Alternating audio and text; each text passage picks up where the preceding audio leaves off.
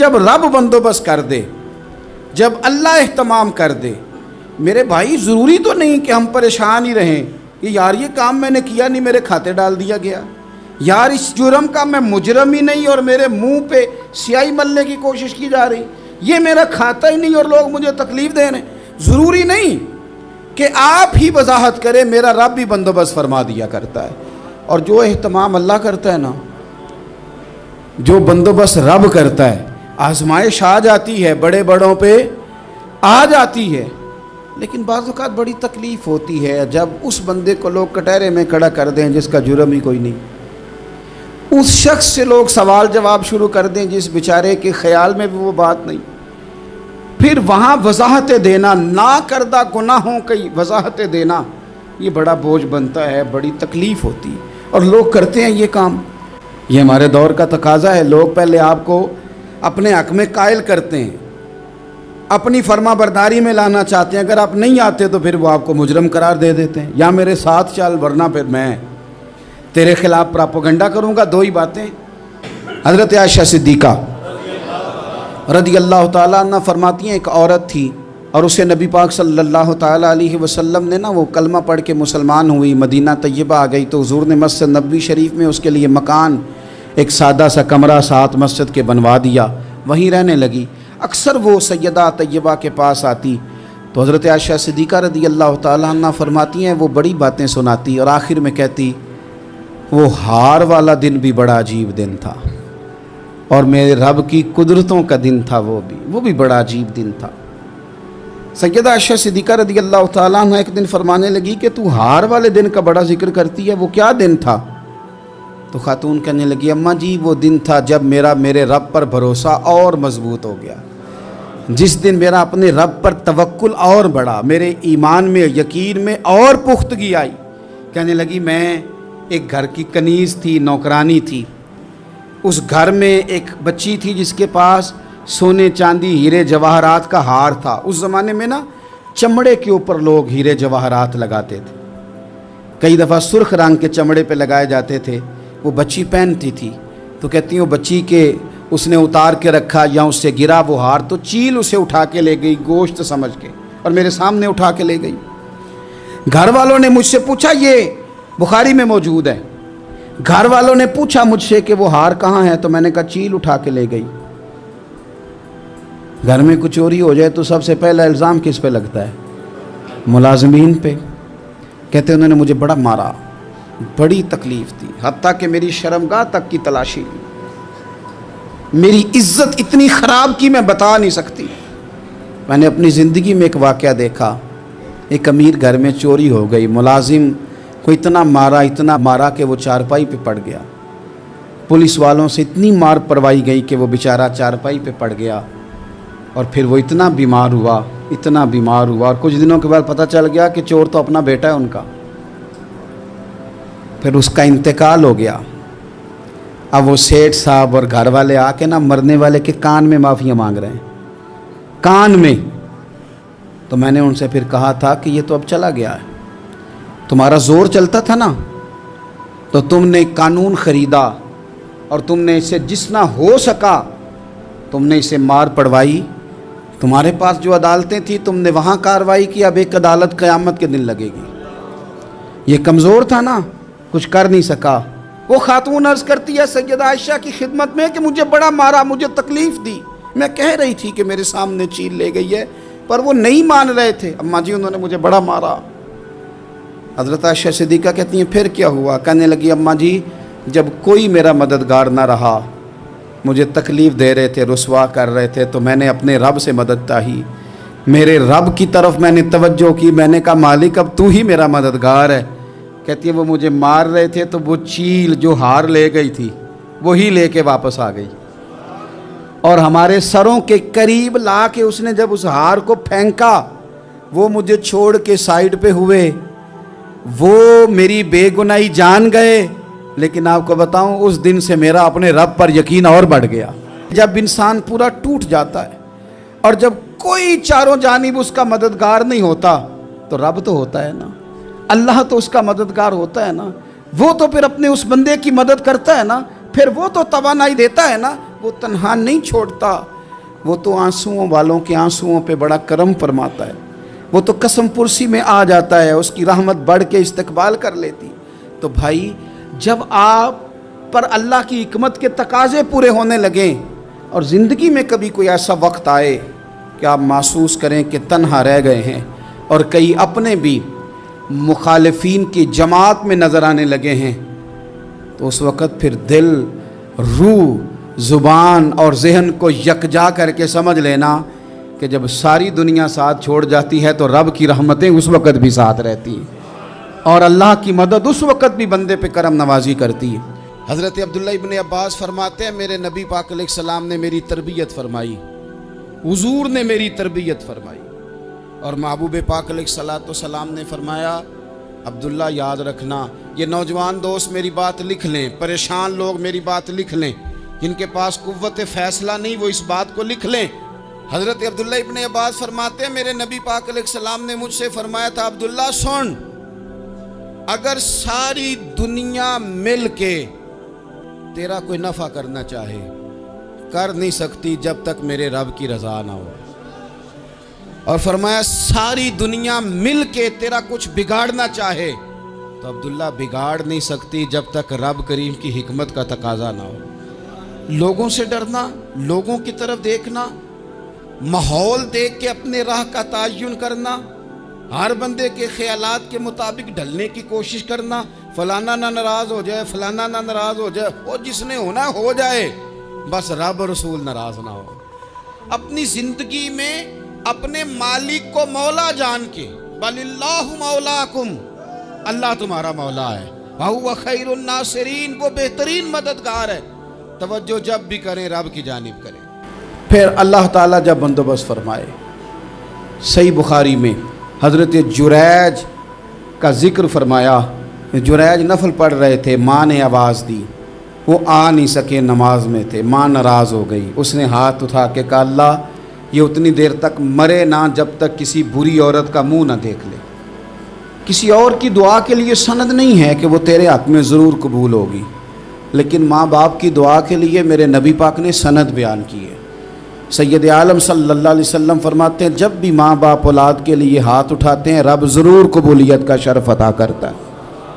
تو جہاں سند موجود ہے نا، کچھ افتتاح باجی سے بھی کرا لینے چاہیے، کچھ کام شروع کرنے سے پہلے صرف اماں سے ہی دعا کرا لینی چاہیے، یہ والا افتتاح بھی بڑے کام کا ہے کیونکہ یہاں سند بیان کر دیا میرے نبی کریم۔ تو جناب جریج کی ماں ناراض ہو گئی، کہنے لگی اللہ اس نے میری بات نہیں سنی، اب تھے تو وہ نیک لیکن رب کریم کی حکمت کا تقاضا ہے، ماں کی دعا کو بھی قبول کرنا تھا، اللہ نے آزمائش میں مبتلا کر دیا۔ والدہ تو چلی گئیں، وہ ایک خیمے میں، ایک کٹیا میں، ایک جھونپڑی میں عبادت کرتے تھے، اللہ کو یاد کرتے تھے، رب رب کرتے تھے، اور لوگ ان کی بڑی تعریف بھی کرتے تھے، لوگ ان کے ارادت مند بھی تھے، عقیدت مند بھی تھے، اہل محبت بھی تھے۔ ایک عورت آ گئی، بس وہ اللہ کی حکمت پوری ہونی تھی، اس نے آ کے پہلے تو انہیں اپنی طرف مائل کرنا چاہا، جب نہ مائل ہوئے تو الزام لگا دیا۔ پہلے اس نے قائل کیا، جب جناب جنید قائل نہ ہوئے تو اس نے قریب ایک چرواہا تھا، اس چرواہے کے ساتھ جا کے منہ کالا کیا، مقررہ وقت پہ بچہ پیدا ہو گیا۔ لوگوں نے کہا کس کا ہے؟ کہنے لگی اس خانقاہ میں، اس حجرے میں عبادت کرنے والے کا ہے۔ اگر کسی دیندار پر ذرا سا بھی الزام لگ جائے تو آپ یقین کریں کہ بڑے بڑے خوفناک لوگ بھی نیک ہو جاتے ہیں، جن کا اپنا سارا ماضی کالا سیاہ ہو وہ بھی اجالوں کے راہبر بن جاتے ہیں، جن کی اپنی زبانیں ساری زندگی آلودہ رہی ہوں وہ بھی بڑے بڑے اعلیٰ سچ بولنے لگتے ہیں۔ اعلیٰ کچے میرے مکان کی دیوار کیا گری، لوگوں نے تو میرے صحن میں رستے ہی بنا لیے۔ بڑے لوگ آ جاتے ہیں پھر بڑا کچھ کرتے ہیں اور بڑے بڑے خوفناک جملے کستے ہیں، بس کو نقطہ جو ہاتھ آ گیا ایسے جیسے گرنے کا انتظار کر رہے تھے۔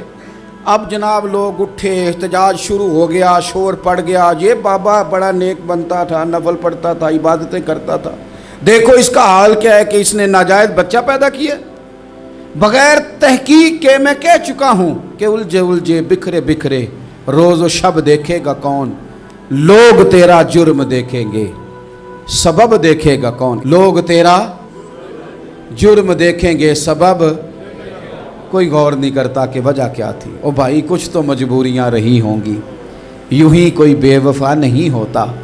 इल्ज़ाम लगा दिया, शोर हुआ, एहतजाज हुआ, दुनिया इकट्ठी हुई, उनका उन्होंने उजरा गिरा दिया, मारा भी, पीटा भी, एक नेक आदमी को बदनाम भी किया, बुरा भला भी कहा, गालियां भी दी, जो कर सकते थे किया।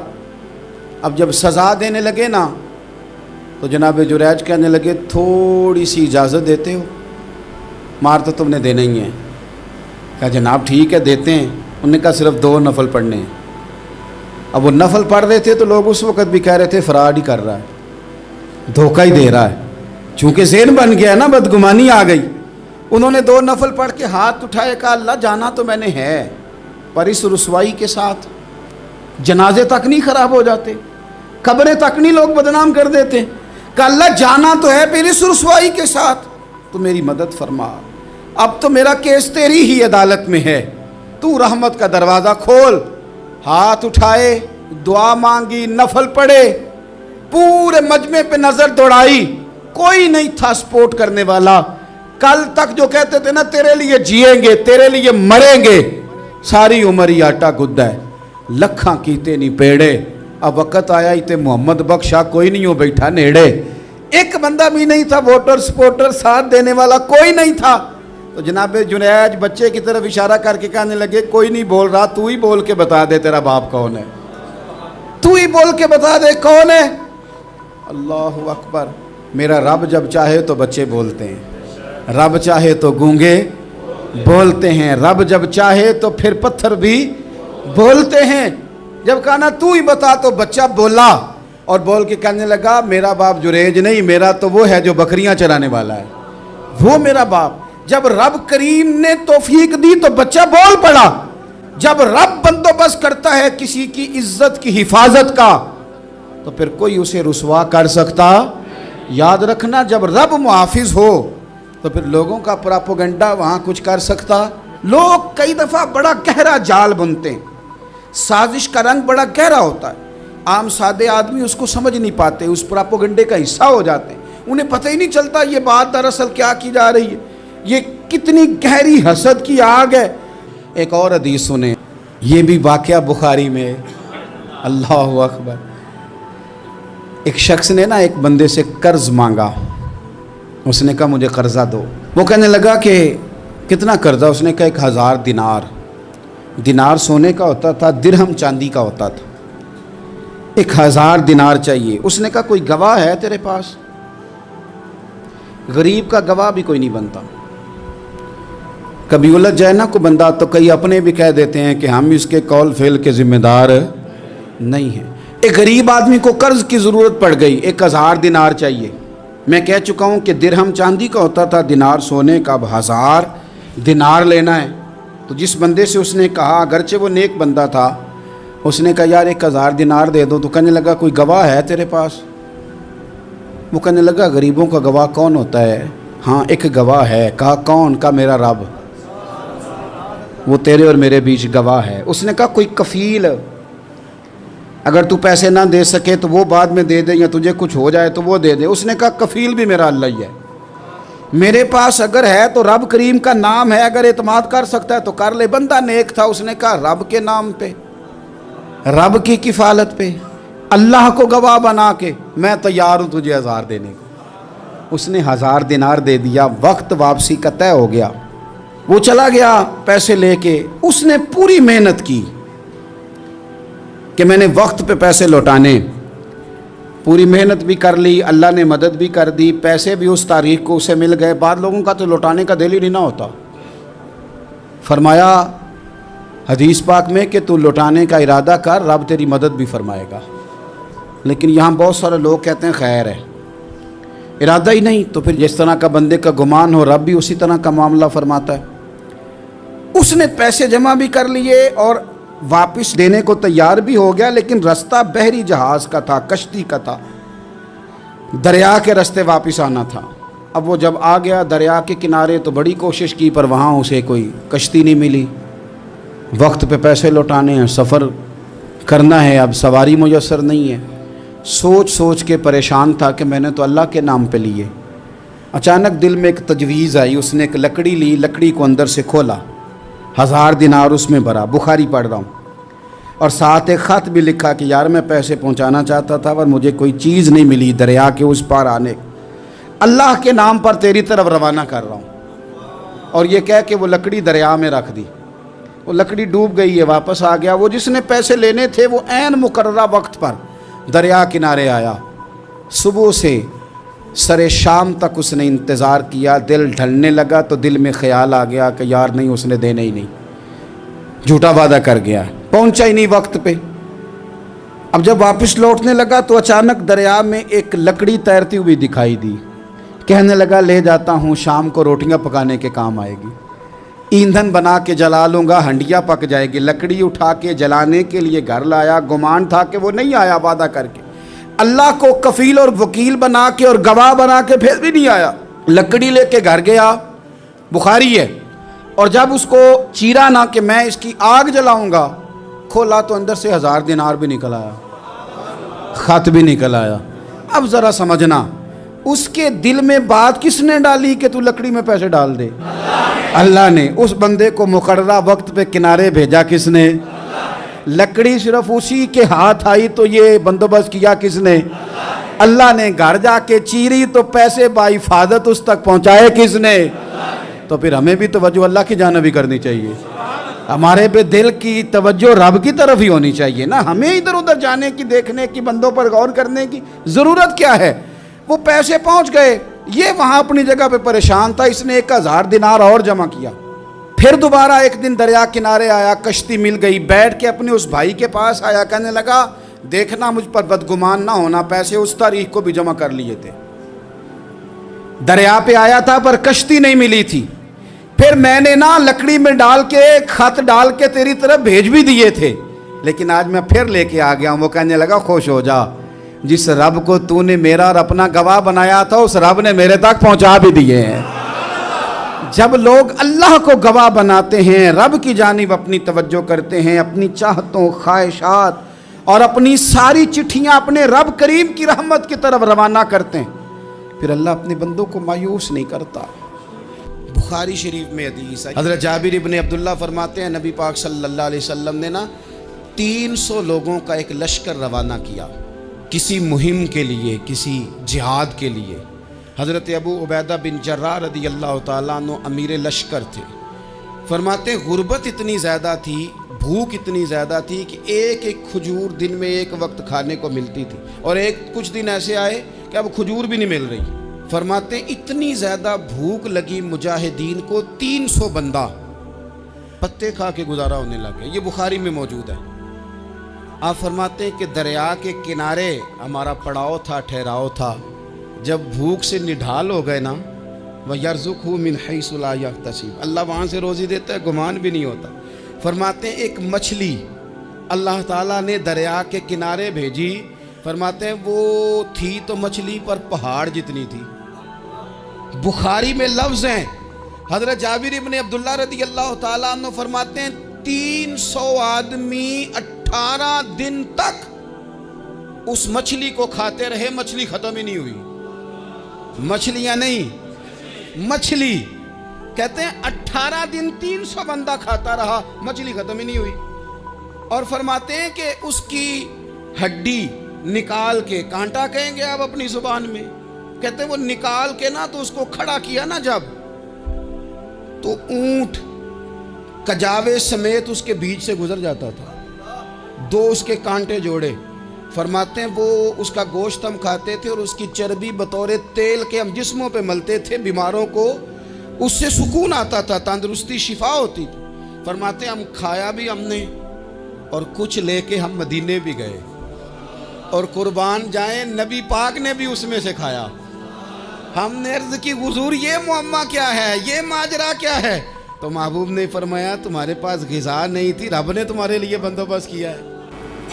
حضرت مریم رضی اللہ تعالی عنہا کو اللہ تبارک و تعالی نے بغیر باپ کے جناب عیسیٰ علیہ السلام عطا فرما دیے۔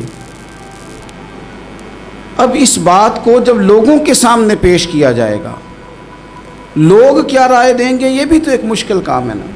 وہ خاتون، وہ پاک باز عورت جس نے اپنی زندگی کے سارے اوقات ہی اللہ کے گھر مسجد میں گزارے، جس کی ماں پاک ہے، باپ پاک ہے، خاندان پاک ہے، اس خاتون کو بغیر باپ کے جب گود میں بچہ لے کے لوگوں کے سامنے جانا ہے تو کن رویوں کا سامنا کرنا ہے، یہ آپ سمجھ سکتے ہیں۔ کسی شاعر نے کہا تھا کہ الجھے الجھے بکھرے بکھرے روز و شب دیکھے گا کون، لوگ تیرا جرم دیکھیں گے سبب دیکھے گا کون۔ لوگ تو ظاہری حالات کو دیکھتے ہیں اور فیصلہ کر دیتے ہیں، سبب کیا ہوا تھا، وجہ کیا بنی تھی، تصویر کا دوسرا رخ کیا، اس پر تو غور ہی کوئی نہیں کرتا۔ اور پھر مخلوق تو فنکار ہے اس درجہ کے پل بھر میں، سنگے در کعبہ سے بھی اصنام تراشے، تم کون ہو کیا چیز ہے داغ کبابی۔ لوگوں نے تو مریم پہ بھی الزام تراشے، بڑے بڑے باعزت باوقار لوگ، اور ذرا سا کہیں کوئی نقطہ لوگوں کو نظر آتا ہے تو لوگ اس نقطے کو بہت بڑا قصہ بنا لیتے ہیں، بہت زیادہ داستان سرائی کرتے ہیں، نیک لوگوں کو بڑی تکلیف پہنچاتے ہیں۔ لیکن اگر وہ شخص سچا ہے اور اپنے رب کی بارگاہ میں وہ صاف ہے تو پھر اسے زیادہ وضاحتیں دینے کی ضرورت بھی نہیں، اور ویسے بھی جب لوگ بہت زیادہ مخالفت کر رہے ہوں تو وضاحتیں دینا کام بھی نہیں آتا، اس وقت صفائی دے کے انسان مزید الجھتا چلا جاتا ہے۔ حضرت مریم کی گود میں جناب عیسیٰ علیہ السلام تشریف لے آئے تو جناب مریم کو حکم تھا کہ آپ نے بولنا ہی نہیں، آپ نے بات ہی نہیں کرنی، آپ خاموش رہیں۔ وہ خاموش ہیں، بچہ پنگوڑے میں ہے، قوم کے سامنے ہے تو قوم بڑے سخت نظروں سے دیکھتی ہے، بڑے سخت جملے کہتی ہے، اور انہوں نے کہا کہ مریم یہ بچہ کہاں سے آ گیا، آپ بھی نیک، آپ کا باپ بھی نیک۔ تو جناب مریم نے کیا کہا، قرآن مجید سورہ مریم کی آیت نمبر 29 دیکھیے، فَأَشَارَتْ إِلَيْهِ، تو جناب مریم نے نا پنگوڑے کی طرف اشارہ کیا، جناب عیسیٰ کی طرف اشارہ کیا، توجہ ادھر کی، فَأَشَارَتْ إِلَيْهِ، بچے کی طرف اشارہ کیا، گویا اس سے پوچھ لے تو قوم کیا کہتی ہے۔ انہوں نے کہا قالوا کیف نکلم من کان فی المہد صبیا، یہ کیسے بات کرے گا، یہ تو پنگوڑے میں بچہ ہے۔ پنگوڑے میں بچے بھی کبھی بولے ہیں، وہ بولتے ہیں بھائی، پر جب رب چاہے، اور جب اللہ اپنے بندوں کو صاف کرنا چاہے، اور جب رب اپنے بندوں کی عزتوں کا محافظ بنے تو بچے پنگوڑوں میں بھی بولتے ہیں۔ جناب یوسف کے لیے بھی بولا تھا، جناب عیسیٰ بھی پنگوڑے میں بولے تھے، جناب جریج کے لیے بھی بولا تھا، بچے بولتے ہیں، لیکن کب، جب رب چاہے۔ کیسے بولے گا، یہ تو پنگوڑے میں ہے۔ لیکن جب انہوں نے دیکھا نا بچے کی جانب، آپ نے منہ سے نہیں کہا، وہاں تو حکم تھا چپ رہنا ہے، وہ خاموش تھی، پنگوڑے کی طرف اشارہ کر کے کہا اس سے پوچھ لو جو پنگوڑے میں ہے۔ تو جناب عیسیٰ پنگوڑے سے بولے اور سیدھے ہاتھ کے اشارے کر کر کے بولے، کیا کہتے ہیں، فرمانے لگے قال انی عبد اللہ۔ عیسائیوں نے کل کلاں کو کہنا تھا نا وہ اللہ کے بیٹے ہیں، تو انہیں بات ہی یہاں سے شروع کی، کہنے لگے لوگوں سنو میں اللہ کا بندہ ہوں۔ بات شروع یہاں سے کی، جو کل بات ہونی تھی آج اس کا اظہار کیا، کہنے لگے انی عبد اللہ، میں اللہ کا بندہ ہوں، آتانی الکتاب، مجھے کتاب دی گئی ہے، وجعلنی نبیّا، اور رب نے مجھے نبی بنا کے بھیجا ہے۔ 10 منٹ پہلے جناب مریم کے بارے میں رائے لوگوں کی اور تھی، اور 10 منٹ کے بعد اور تھی، 5 منٹ پہلے باتیں اور تھیں اور 5 منٹ کے بعد باتیں اور تھیں۔ جب رب بندوبست کرتا ہے کسی کی عزت کی حفاظت کا تو پھر کوئی اسے رسوا کر سکتا، یاد رکھنا، جب رب محافظ ہو تو پھر لوگوں کا پراپوگنڈا وہاں کچھ کر سکتا۔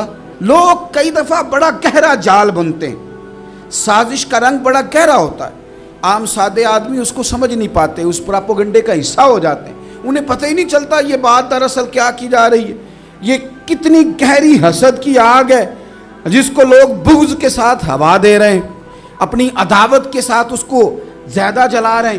تو او سنگیو، ساری امیدیں سیٹھوں، نوابوں، دنیا داروں سے کیوں وابستہ کرتے ہو؟ ساری توجہات کا مرکز کیوں ان لوگوں کو بناتے ہو جو تمہیں دنیا میں مضبوط نظر آتے ہیں؟ اپنی توجہات کا مرکز اپنے خدا کو بنائیے، اپنے مالک کی جانب اپنی ساری خواہشات کا رخ پھیر دیجئے، اپنی توجہات اپنے رب کی جانب کر لیجئے۔ وہ اپنے بندوں پہ بڑی کرم نوازی فرماتا ہے، وہ عزتوں کا بھی محافظ ہے، وہ پریشانیوں میں کرم نوازیاں فرمانے والا ہے، وہ ساتھ دینے والا ہے، وہ اس کی رحمت قریب آ کے بندے کو سہارا دیتی ہے، وہ اپنے فضل سے اپنے بندوں کی ہر مشکل میں دستگیری فرماتا ہے۔ اسیاں سے کبھی ہم نے کنارہ نہ کیا، اور تو نے بھی تو دل آزردہ ہمارا نہ کیا، ہم نے تو جہنم کی بہت کی تدبیر، پر مولا تیری رحمت نے گوارا نہ کیا۔ عدل کریں تے تھر تھر کمبن اچیاں شانہ والے، تجھے تو فضل کریں تے بخشے جاون میرے جے منہ کالے۔ آخر دعوایا ان الحمد للہ رب العالمین۔